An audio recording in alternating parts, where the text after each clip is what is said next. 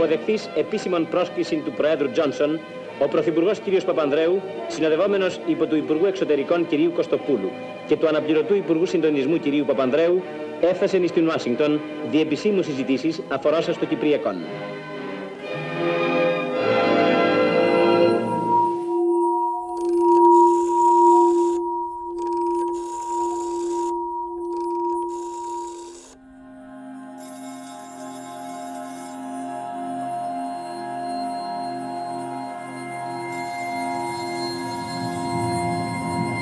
Mr. President, we need to get all back to be sure that we're all on the same track here and to see where we're going. If he goes to Athens at this point, it could stimulate a good deal of excitement without putting one foot forward. I think it's a lot bigger problem to send him after he gets back over there than let him go while he's there, don't you? Looks like it's just a routine thing if he's there now. I think the point is that we should come to a final conclusion on what we ought to shoot for, and there is not a conclusion on that at the moment, and the conclusion they've been talking about in London is something that would almost guarantee the Turks would intervene, and this is what concerns me. Looks like we need some time to get some solutions, don't we? I think we do need some time here. This is one of the most...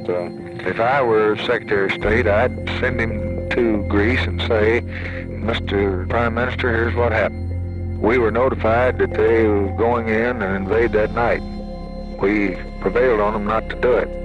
We don't think that things are going as they ought to there, and we are very concerned about what's going to happen.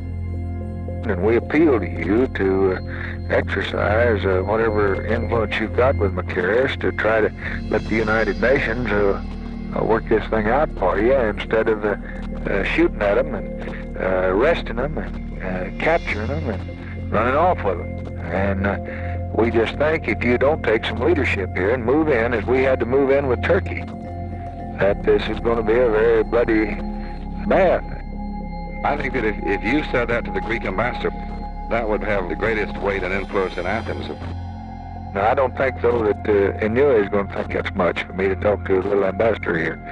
I think if he thinks that this man's crossed the waters and gone to Athens and put the heat on them just like we put on the Turks, that he'll think that we're sincere and genuine and we're really working at it and not going to sleep on it. Yes, now there's a press report out of Ankara that Inonu is replying and conditionally accepting your invitation.